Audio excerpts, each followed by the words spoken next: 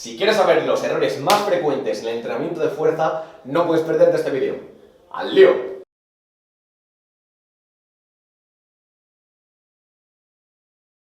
Estoy aquí con David Marchante, con Power Explosive, cogido por banda, para que nos explique los errores más frecuentes en el entrenamiento de fuerza, ya que no considero que haya nadie mejor que él como para explicarnos esto. Entonces, David, por favor. Bueno, lo primero, encantado de estar aquí contigo, Guille, un auténtico placer. Socorro, me ha secuestrado. Bueno, pues básicamente Guille me ha comentado que comente los errores que casi siempre solemos ver cuando empieza a entrenar una persona o cuando empezamos a trabajar con una persona, ¿no? Y bueno, pues yo creo que ya que estamos en un canal de YouTube muy potente, con muchos seguidores, voy a hablar un poquito sobre las típicas rutinas de Internet. Sí. Y es que normalmente cuando una persona empieza a entrenar, pues lo primero que hace es meterse en Internet, buscar rutinas, meterse en Power Explosive, ¿no? Y quiero comentar que eso es muy interesante, pero por otra parte es un arma de doble filo. ¿Por qué? Porque al final es muy complicado que una rutina que tú coges directamente de Internet se ajuste lo suficiente para que cualquier persona pueda mejorar ante esas rutinas. Claro. Entonces, digamos que cuando cogemos cualquier rutina de Internet, ya busquemos fuerza, hipertrofia o lo que sea, es prácticamente imposible que se ajuste al principio de individualización. Entonces, puedes coger una rutina de Internet, eso está muy bien, pero tienes que tener en cuenta que tienes que ajustarla de forma perfecta y que tienes que hacer ciertas adaptaciones para que se ajuste a tu nivel. Claro. ¿Vale? Realmente una de estas rutinas de cajón, rutina de Internet que ya está prediseñada para pues, cierto tipo de población, no está teniendo en cuenta que a lo mejor tú hayas podido tener una lesión en el hombro unos meses atrás, no está teniendo en cuenta que a lo mejor tengas más masa muscular en el tren inferior que en el superior y esté dándole, sin embargo, más prioridad todavía al tren inferior. Entonces, al final, hay una serie de características personales, características individuales, como has comentado, que no está teniendo en cuenta, ¿no? Totalmente. Y de hecho, creo que no tiene en cuenta tu nivel. Es decir, para empezar, es muy complicado que tú sepas cuál es tu nivel de entrenamiento, porque no tiene que ver con cuánto tiempo llevas entrenando, sino cómo progresas, ¿no? ¿A qué ritmo? Efectivamente. O sea, lo normal es que pienses, bueno, pues llevo entrenando 2 años, soy avanzado, soy intermedio, no tiene nada que ver. O sea, realmente para que nos demos cuenta si somos principiantes, intermedios o avanzados, tienes que ver con cuánta velocidad progresas en tu día a día. Por ejemplo, si tú cada semana puedes mejorar en tu press banca o puedes conseguir adaptaciones, eres un principiante, aunque lleves 10 años entrenando. Si, por ejemplo, tú cada semana no puedes mejorar, pero sí cada mes, posiblemente seas un intermedio, aunque lleves 5, 10, un año, lo que sea.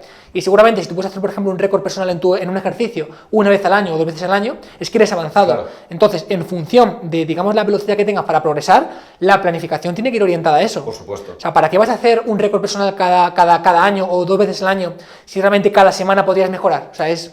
¿Qué deberíamos tener en cuenta a la hora de individualizar estas rutinas? Sobre todo yo creo que lo que es importante de verdad es atender a cuánto volumen puedes tolerar. Es decir, no tiene sentido que tú empieces directamente haciendo todo lo que puedes hacer. Claro. Es más inteligente que hagas lo mínimo posible, que te genera efectos y que poco a poco lo subas. Es decir, eso te está dando mucho más margen para progresar en el medio y largo plazo, que realmente es la clave. Sobre todo sin acumular además una fatiga que pueda limitarte. Exacto. Esto ya depende de si buscas fuerza o buscas hipertrofia. ¿Por qué? Porque si tú buscas fuerza, principalmente lo que estás buscando son adaptaciones neuromusculares. Buscas mejorar la frecuencia de impulso, la coordinación intermuscular, o sea, buscas mejorar tu sistema nervioso. Claro. Si tú buscas hipertrofia, la fatiga son más a nivel muscular. Más a nivel muscular, claro. Y buscas más fatiga, buscas sensación de quemazón, buscas un trabajo más muscular. Entonces, es la diferencia, que si tú buscas fuerza te tienes que fatigar menos. Tú tienes que irte a tu casa con sensación de, pues bueno, a nivel muscular no noto mucho. De casi no haber entrenado. Exactamente, ¿no? y con hipertrofia lo contrario.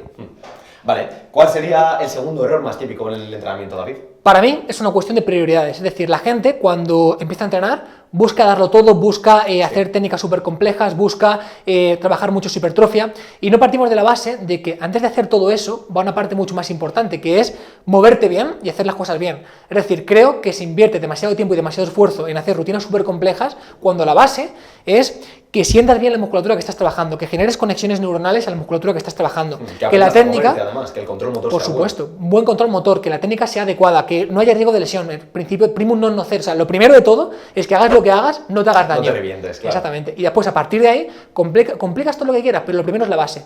Además, tenemos que saber que cuanto mayor es nuestro estado de entrenamiento, nuestro nivel de entrenamiento, más tenemos que priorizar, ¿no? Menos capacidad tenemos de abarcar todo. Claro, cuando somos principiantes tenemos una capacidad de progresión brutal y conforme más progresamos, menos capacidad tenemos de mejorar. Entonces, más específicos, más tenemos que priorizar lo que queremos conseguir, ¿no? Exactamente. Básicamente, quien mucho abraza, ¿no? Pues no, quien mucho aprieta, o sea, quien mucho abarca, poco aprieta. Poco aprieta. Cosas del directo. Claro, al final tú, cuando eres principiante, hagas lo que hagas vas a mejorar, te metes a CrossFit y mejoras en todo. Claro. Pero obviamente, si tú después quieres competir en powerlifting, pues seguramente tengas que dejar de hacer CrossFit, dejar de correr y centrarte específicamente en lo que quieres mejorar. Que hacer, claro. Al final tenemos que seguir siempre el principio de especificidad, ¿no? También. Eso es. Siguiente punto, ¿qué la tenemos? gente tiende a esforzarse mucho más de lo que debería esforzarse, en el sentido de, no hablo de un esfuerzo como tal de ir al gimnasio y no hacer nada, no, hablo de la carga de entrenamiento que pueden tolerar. Es decir, tenemos a pensar que de forma lineal, más esfuerzo implica más ganancias, y tenemos que entender que no es así. Es un poco lo que hemos vinculado con el punto anterior, y es, lo principal es que hagas lo mínimo posible que te genere las máximas ganancias y a partir de ahí progreses. Entonces, que no por hacer más mejoras más, que la respuesta es en forma de U invertida, es una hormesis. Es decir, al final no es que hagas todo lo posible, sino que encuentres la carga óptima que te permite las máximas ganancias sin exponerte a un riesgo mayor. Lo que quiere decir estado invertida es que llega un punto en el que más trabajo implica menos resultados, de hecho. No es algo lineal, es, pues como ha explicado David, una O invertida. Tú al principio estás entrenando y ese entrenamiento genera adaptaciones hasta cierto punto en el que estas adaptaciones son óptimas y a partir de ahí, conforme sigues trabajando, peores resultados obtienes. Totalmente. Yo creo que todos hemos pasado por este punto en el que pensamos que, no, he hecho 10 series, 15, 20, 30, 15, no voy a paro. conseguir mejores resultados. Y que entendamos que ni de coña es así, de verdad. O sea, es mucho más inteligente que si empiezas por 10, la semana siguiente hagas 11, la siguiente hagas 13, la siguiente hagas 15, a que directamente digas, no, me veo bien, hago 30. Ir en progresión es importante. ¿Cómo consideras además que deberíamos periodizar esta fatiga? Bueno, depende. Yo al final lo que intentaría es progresar sin ir más lejos. Sí. ¿Vale? O sea, en función del volumen que puedas tolerar, pues simplemente ir en aumento semana a semana. Ya, es que es algo realmente bastante individual, entonces Totalmente. no puedes... Vale. O sea, al final va a depender de un montón de cosas. ¿Qué más tenemos, David?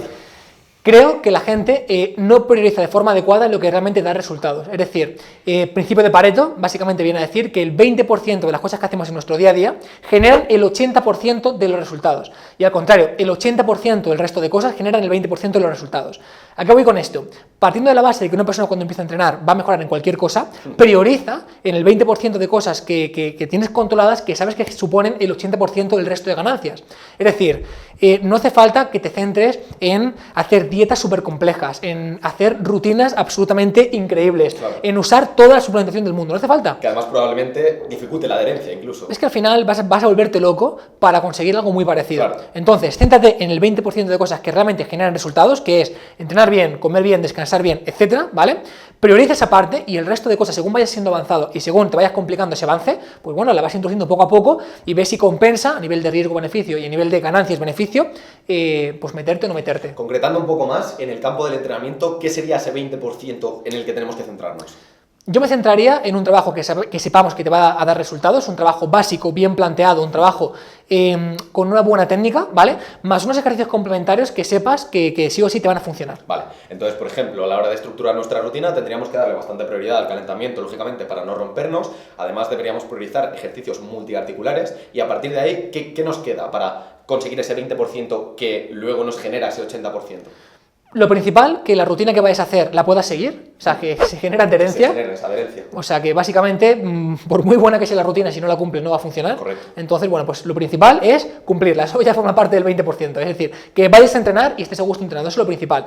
Lo segundo, ejercicios, pues que sepas que te van a funcionar. Claro. No complicarte demasiado. Claro. Es decir, si sabemos que la hipertrofia se está generando... La hipertrofia se puede generar en cualquier rango de repeticiones. Sí. A 1, 2, 3, 15, 20, 30. Es muy poco específica realmente. O sea, realmente es un continuum de hipertrofia, vas a ganar hipertrofia con cualquier rango. Pero bueno, sabemos obviamente que la hipertrofia al final es más específica en un rango de entre 8 y 15 repeticiones. Bueno, pues eso ya es un 20%. Es decir, que pudiendo complicarte todo lo posible, sabes que entre 8 y 15 repeticiones vas a ganar hipertrofia. Y después, pues sabemos que ciertos ejercicios pues son interesantes. Un remo con barra, unas dominadas, un press banca, si lo haces bien, está bien. Dependiendo del caso. Por ejemplo, a un jugador de rugby a lo mejor no le interesa tanto hacer un trabajo de press banca y sin embargo más uno de remo, ¿no? O lo que sea, ¿sabes? hay que individualizar. Es un ejemplo, Exactamente. Nada práctico, nada muy aleatorio, no hace falta que lo toméis al pie de la letra. Al final, la pero- selección de ejercicios depende de cada persona. Claro. Y el cuerpo no entiende de ejercicios, no entiende de que el press banca es mejor que las flexiones, entiende de estímulos. Entonces, si para ti unas flexiones suponen un estímulo adecuado, vas a mejorar tu hipertrofia y vas a mejorar tu fuerza. O sea que realmente no tienes que entender el entrenamiento del gimnasio como que la sentadilla, el press banca y el peso muerto es lo mejor que puedes hacer, porque no es verdad, porque para hacer una sentadilla, un press banca, un peso muerto, primero tienes que tener unas condiciones biomecánicas, Claro. un control motor y una serie de cosas que a lo mejor no estás preparado. Unos requisitos previos para trabajar esos ejercicios y sobre todo que necesites hacer esos ejercicios. Y que perfectamente con otro puedes conseguir los mismos resultados. Claro, O sea, por eso son probablemente, ejemplos. Un ejemplo más práctico o más visual, un golfista probablemente no necesita hacer un peso muerto. Entonces, pues bueno. David, yo por mi parte sería todo, no sé si querías comentar algo más. Encantado. Pues, oye, ha sido un placer tenerte aquí, ha sido un placer que nos des estos consejos y espero que os sirvan a todos vosotros. Y nada, comentaros que si os ha gustado el vídeo, si os ha gustado que traiga a David aquí, solo tenéis que dejar un like, agradecérnoslo en un comentario y nada, nos vemos en el siguiente vídeo. Cuidaos.